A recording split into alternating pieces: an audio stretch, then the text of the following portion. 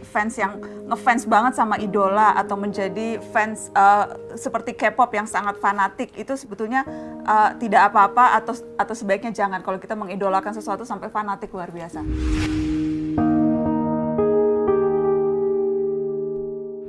Gus, putra-putri 3 ya Gus? Iya. Ada keinginan meneruskan jejak atau jadi minimal jadi santri atau belajar tafsir Al-Quran atau? Ya kalau keinginan iya, tapi ya alami tadi. Karena kalau nggak pilihannya anak-anak juga repot. Tapi insya Allah kalau kultur di kampung ya, di tradisi keluarga kami kan khas. Sehingga dibentuk, tidak dibentuk, disuruh, tidak disuruh ya arahnya ke sana. Karena ini cerita sedikit. Dulu bapak itu sangat sangat dekat ke teori keilmuan. Ada seorang yang terlalu stakeng, terlalu keras pada anaknya, sehingga di rumahnya itu tidak ada TV, nggak ada motor. Singkat cerita, pertama anaknya tahu TV ya dari tetangganya atau dari temannya, naik motor ya diajari temannya. Repotnya anak ini, yang berjasa ini, mimman lam yusolli wa lam yasum, ya tidak sholat, tidak puasa. Singkat cerita, anaknya ini lebih terdikte ini daripada oleh orang tuanya. Pas sudah kejadian itu, si orang tuanya sowan ke saya, karena bapak sudah meninggal, cerita bahwa metode Kiai Nur Salim, metode jenengan saya akui Gus gini. Terus dia tanya ke saya, kenapa Gus metode itu? Saya kan ngiranya kalau ada TV, ada motor, anak jadi nakal karena nonton TV. Gitu. Terus saya bilang, al-insan abdul ihsan, manusia itu budaknya kebaikan. Sehingga ketika anak Anda ini utang jasanya sama orang nggak sholat, dia ingin niru yang nggak sholat. Sementara melihat Anda sebagai orang yang tidak simpatik karena melarang terus. Semenjak itu, dia ngakui manhajnya bapak saya. Dan dulu bapak saya juga gitu. TV ku ya ono madharate gitu kalau bahasa Jawa. Tapi nak radi TV terus delok ning tonggo, selain ganggu ya engko pengaruh tadi. Karena tadi artinya makanya dalam doa-doa para wali, para ulama kan, jangan jadikan kami dikuasai orang yang tidak takut engkau ya Allah. Karena tadi al-insan abdul ihsan. Artinya anak ini enggak sholat.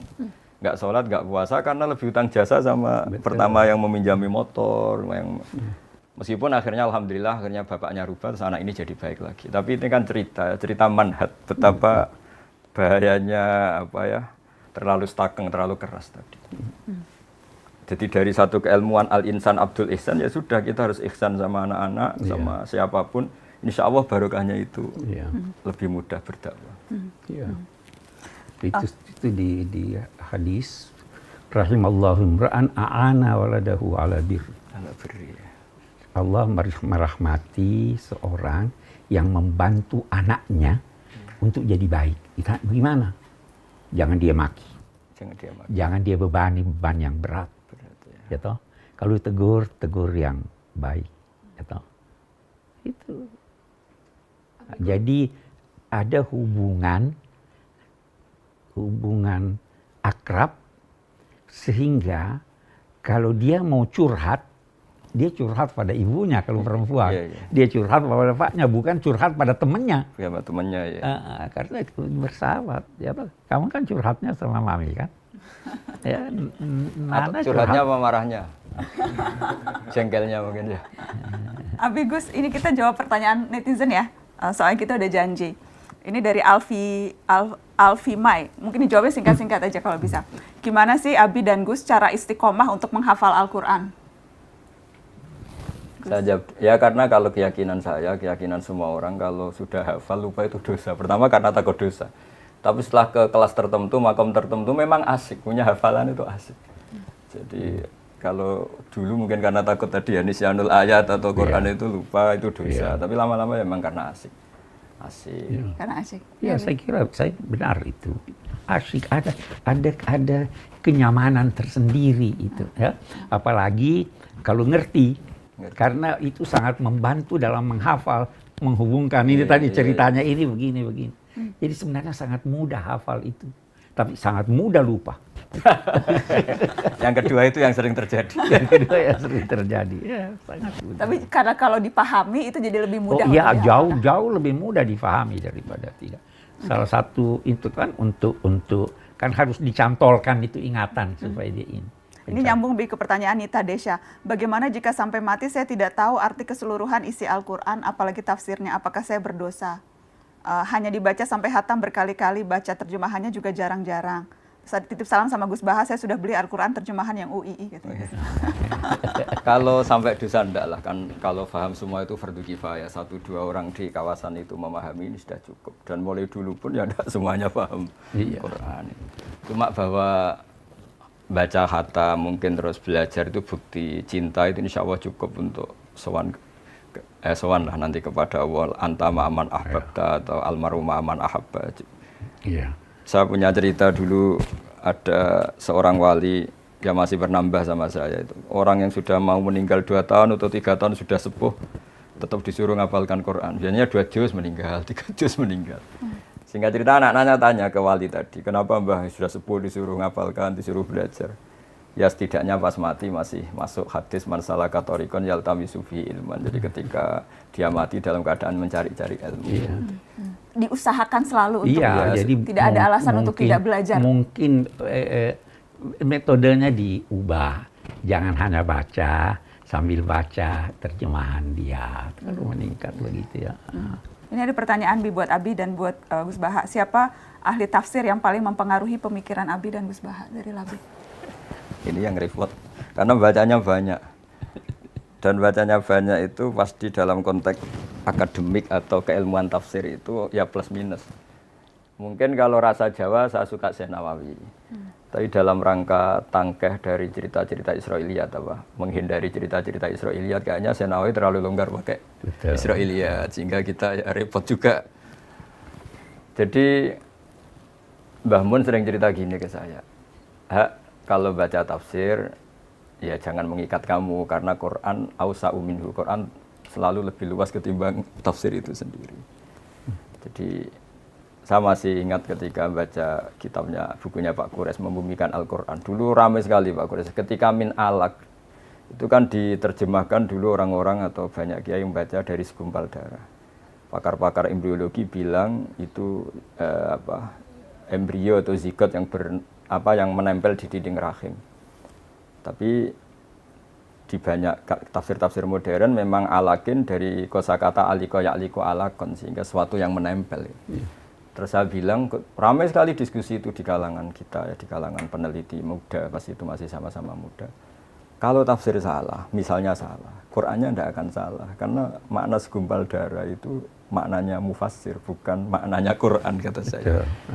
Nah itu akan selalu begitu Mbak Nana di semua ayat. Jadi kalau mufasirnya dalam tanda kutip bisa salah atau memang betul salah, Qur'annya tidak bisa salah karena yahtamilu wujuhan, masih menerima sekian kemungkinan. Ya, prinsipnya tidak ada penafsir Al-Quran yang tidak salah. Saya pasti salah. Bisa jadi benar pada masanya, pada masa lain sudah tidak benar. Bisa jadi benar pada tinjauannya, karena dia punya kecenderungan ini, yang lain punya tinjauan lain. Ya toh, jadi tidak bisa kita berkata hanya dipengaruhi oleh ini. Kalau dia ilmuwan. Kalau dia hanya nyontek ya udah. Jadi seperti Abi, misalnya Abi dipengaruhi oleh banyak sekali. Oh banyak sekali. Terus banyak dipengaruhi, resikonya bisa 2, Pak. Bisa nggak jelas, bisa alim banget. Resikonya Ekstrim ya Gus, bisa ekstrim. Ini ada pertanyaan, Fahri Al-Fajar, Abiku. Bagaimana caranya bisa ketemu Rasulullah walau hanya sebatas mimpi? Nah ini Pak Quraisy yang kasuhan. Ada tuh uraian-uraian ulama tentang itu. Yang pertama teladani. Dan teladani itu bukan hanya pada salatnya, pada hal-hal yang kecil-kecil. Teladani akhlaknya. Teladani bagaimana dia masuk rumah, keluar rumah, itu teladani. Yang kedua, sering selawat. Jadi hati selalu ini. Yang ketiga, berdakwah. Itu 3, ada beberapa cara, tapi itu yang paling ini. Saya kira yang paling sulit itu meneladani. Bagaimana kita meneladani akhlaknya, bagaimana ya banyak sekali. Sehingga hati terpaut dengan beliau. Dan dari segi ilmu jiwa juga kan ada itu. Kalau terpaut hati bisa mimpi. Nah, tapi ini kalau Rasulullah itu, yang mimpi itu pasti benar. Maksudnya, mimpi yang pasti benar itu kalau mimpi Rasul. Begitu loh Gus Wah, ya. Walaupun Walaupun fil manam faqad ra'ani haqqan. Fa inna syaiton la Dan yatamatsalu kita kalau mimpi kita tahu itu bertemu Rasulullah, kita Kita tahu ya. tahu, kita Walaupun kita tidak pernah melihat, Tidak kita tidak tahu wujudnya, tapi ketika kita tahu mimpi ini itu pasti. Rasul, ya. Dan yang mimpi itu bisa bermacam-macam. Mungkin waktu dia lihat, oh ini kok muda, ini kok tua, dan itu nanti ada tafsirnya lagi. Apanya? Oke. Mimpi Rasul tidak mungkin salah. Mimpi Tuhan pasti salah. karena laisa kamitslihi syai'un. Iya. Oke. Ini pertanyaannya ringan. Gus, bolehkah mensalawati seseorang supaya bisa berjodoh? Ya kalau harapan terus kepada Allah ya bagus lah. Terus yang dipakai sholawat ya. Wah ini ada 4-nya. Bagaimana nih? Kalau yang nggak bagus itu kan memaksakan kehendak ya. Kalau harapan kan ya bagus. Oh, iya.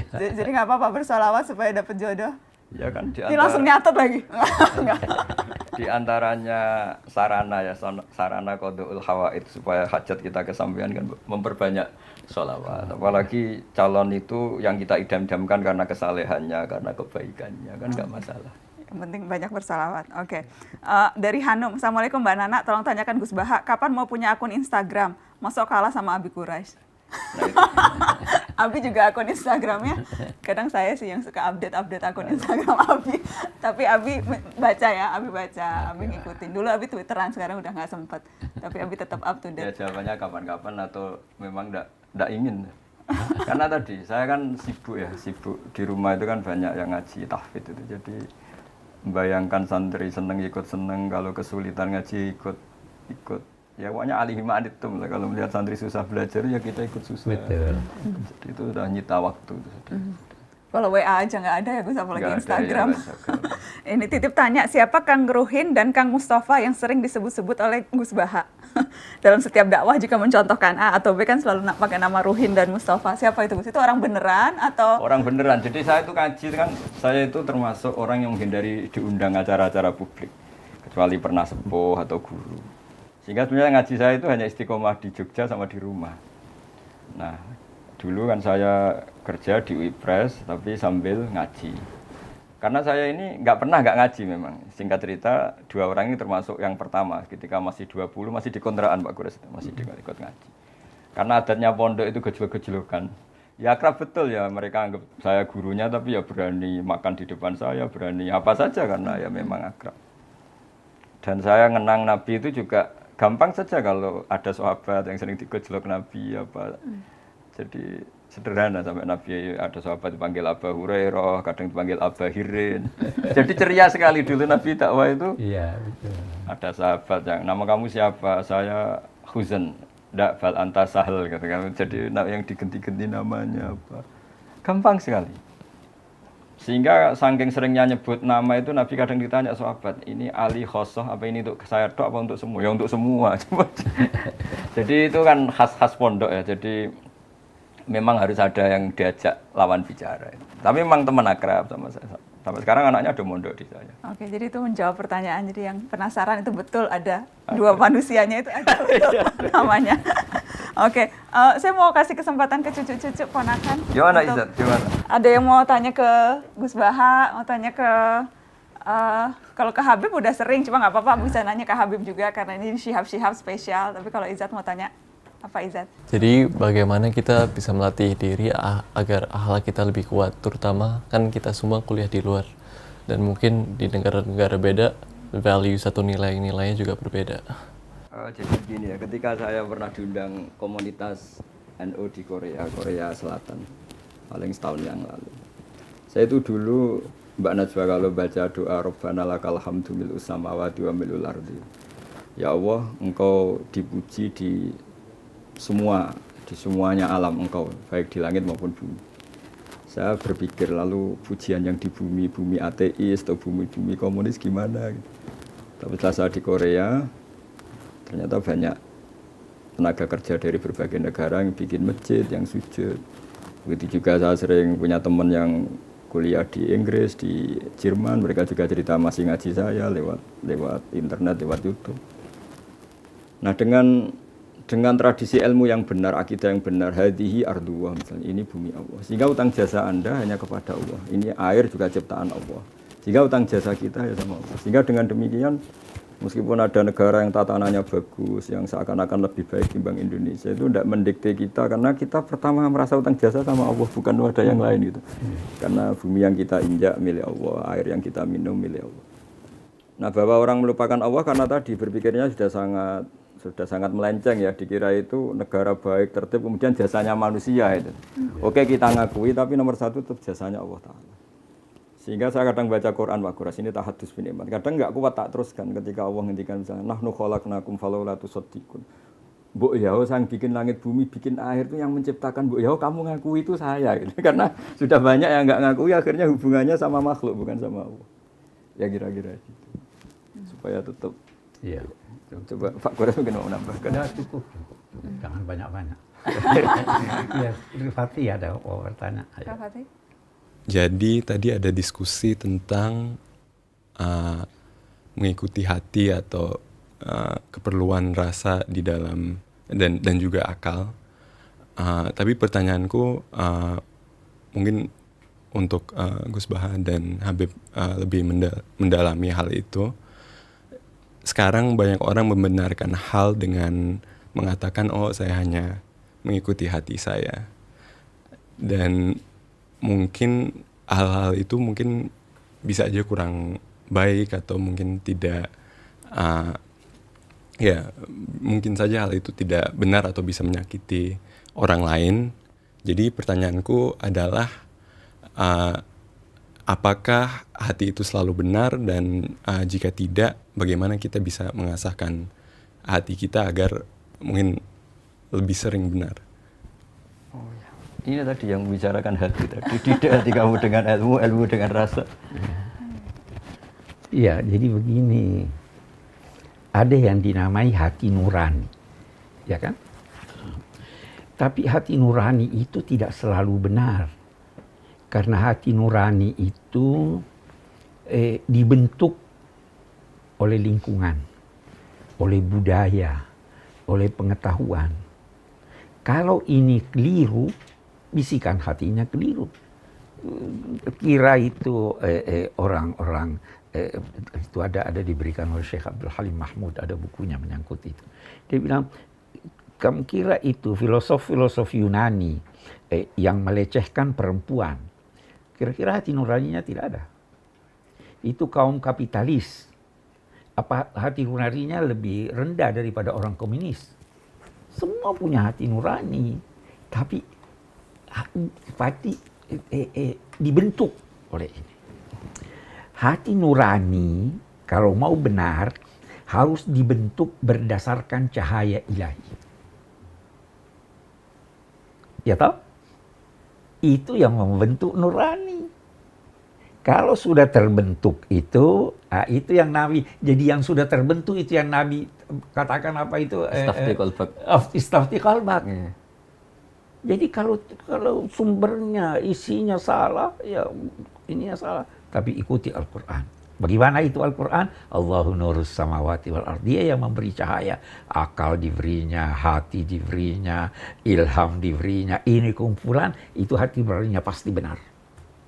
Tapi kalau sumbernya, ya, jadi banyak orang berkata hati nurani. Enggak, hati nurani bisa salah. Tergantung dari mana sumbernya hati nurani. Dari mana sumbernya? Dan segala sumber Al-Quran. Segala sumber Al-Quran. Ya kan? Oke. Jadi mengasah hati untuk Nah, di benar situ dengan belajar pentingnya orang Al-Quran. ngaji. Betul, ngaji lagi. Ya kan, ngaji lagi, Quran lagi. Ya, Seperti contoh gini, ada orang ibunya meninggal terus cerita ke saya, Gus ini susah karena harta banyak saya habis untuk menghormati ibu, atau akhirnya meninggal juga. Setelah saya beri pencerahan, kamu harus bangga, uang kamu habis untuk kebaikan ngerawat ibu. Kayak apa kalau habis untuk membiayai hal-hal yang buruk? Akhirnya bisa syukur. Jadi ilmu lagi. Sama seperti kita misalnya demi hal yang nggak benar mau dibiayai 2 juta, kata kamu penting. Tapi secara syariat ada ibu kita, ada keluarga kita yang lebih mendesak.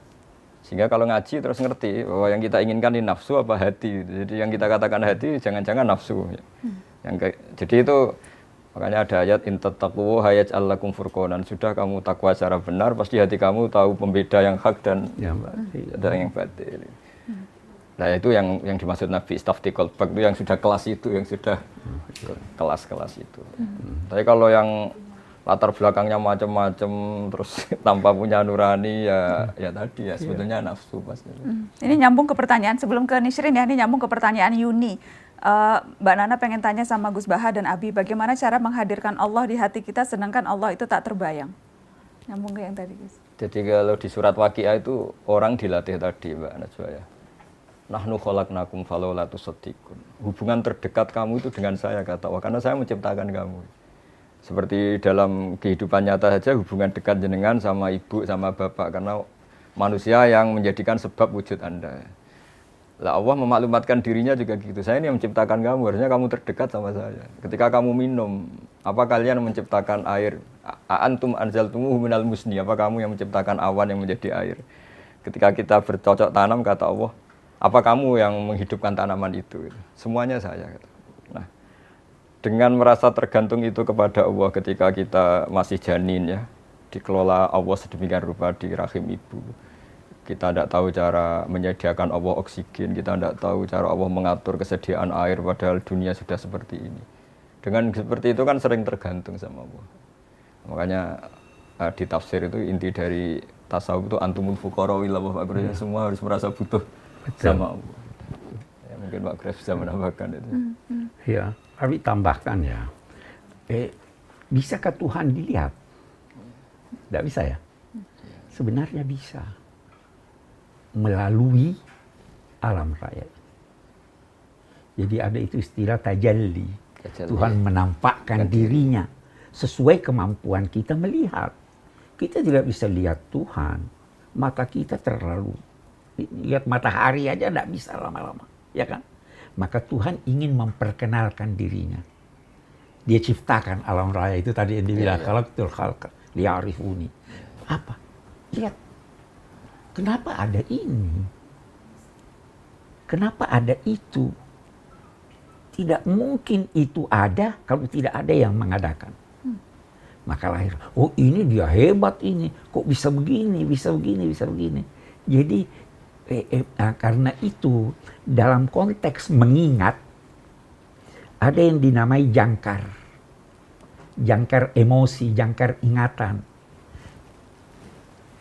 Itu lihat itu foto itu yang di atas, lihat itu terus ingat ayah. Ya, betul. Jangkar untuk kita ingat. Kenapa kita pasang ayat-ayat Quran di rumah? Itu jangkar, ya toh? Nah, ini orang tidak mau pakai jangkarnya, jadi dia lupa. Tapi jadikan semuanya jangkar. Semua bisa jadi jangkar. Dengar guntur, ingat Tuhan, ada doanya kan? Subhanallah di yusabbihu ra'du bihamdih. Ya, jadi itu yang diajarkan supaya selalu ingat, oh ini begini. Jadi tidak pernah lupa. Oke. Nishrin? Oke, sebenarnya ini sekalian curhat juga ya. Boleh, nggak apa-apa curhat. Sebenarnya yang aku alamin, baik teman-teman aku juga kayak nggak ngerasa atau nggak tahu makna di balik ritual-ritual tersebut. Nah, gimana kita, mungkin bisa cerita pengalaman sendiri, gimana kita bisa bergerak dari pelajaran-pelajaran agama Islam atau pengertian-pengertian agama Islam yang sebatas ritual doang pada diskusi-diskusi yang lebih dalam, yang lebih spiritual dan bermakna. Jawabannya proses. Ya semuanya itu proses. Dulu saya juga sering ditanya anak-anak SMA, ketika di Jogja sering ditanya anak-anak kuliah, gimana Gus kalau sholat supaya ingat Allah? Terus, padahal saya tidak paham lafaz-lafaz itu, kalimat-kalimat itu maknanya apa. Ya saya jawab, setidaknya kamu dengan sujud tahulah harus tunduk kepada siapa, kepada Zat yang Maha Besar, Allahu Akbar. Jadi kalau kaidah di kitab usul fikih la yudraku kulluh, la yudraku kulluh. Kalau tidak bisa semua secara total ya sebagian-sebagiannya kita tahulah. Misalnya makna-makna ayat Quran susah, ya Allah Akbar, Allah Maha Besar. Ketika sujud implementasi dari ketundukan seorang hamba kepada Allah. Terus ada yang sedang punya banyak masalah, sebesar-besar masalah kita masih besar ampunan Allah, rahmat Allah. Kalau kita sudah berusaha mencari calon istri tapi belum berhasil, dapat putus, apakah tandanya kita harus pasrah, Gus? Harusnya mulai usaha juga sudah sambil pasrah. Dari awal harus sudah pasrah. Iya. Ini mesakno Gus, ini belum dapat putus. Coba tolong ditengahkan. Kalau saya dukun sih terus tak kasih aji-aji, berhubung saya ada dukun ya. Nasihatnya ya sabar aja sambil berusaha. Oh, itu terus Saya mau jawab singkat. Kalau Anda mau pasangan laki-laki bagi perempuan, perempuan bagi laki-laki yang sempurna, kawinnya di sorga. Di dunia ini tidak ada yang tidak berkekurangan. Jadi itu pilihlah. Ada pilihan, pilihlah yang agamanya baik. Oke. Setelah itu nanti pilih yang lainnya kan fasfar bizatidin tariwat yadak. Oke. Jadi jangan mencari yang sempurna. Jangan mencari yang Tetap sempurna. usaha. Tidak mungkin dapat yang sempurna. Semua ada kekurangannya. Yang sempurna lamunan saja. Iya. Lamunan saja. Di lamunan. Nisrin, jangan cari yang sempurna. Ini nggak apa-apa ya para jomblo kita jawab ya supaya tenang hatinya. Dari Musbir, bagaimana cara ta'aruf yang benar menurut syariat agama, Gus? Ya yang nggak ada pelanggaran syariat jawabannya. Simpel, jangan melanggar syariat. Itu cara ta'aruf yang benar. Tapi dekat, berkenalan, mencari tahu itu masih oke kan, Gus? Ya pokoknya kalau masih dalam proses yang baik dan untuk hal yang baik itu kan masih ditoleransi oleh syariat. Iya. Terus tidak Ya huluwah. kunjungi rumahnya, kenalan sama orang tuanya. Kan pantangannya tuh huluwah Pak Gores ya. Iya. Jadi sama-sama keluarga. Jangan beli kucing dalam karung. Harus kenal. Harus kenal. Nabi suruh kenal. Dulu merasa cukup dengan melihat. Sekarang tidak. Harus dengar suaranya gimana. Ya kan? Ya, oke. Oke, jadi tetap harus kenal gitu ya. Oke, ini ada lagi kita kumpulkan nih yang jomblo-jomblo biar sekalian. Mana nih satu lagi tadi sebentar.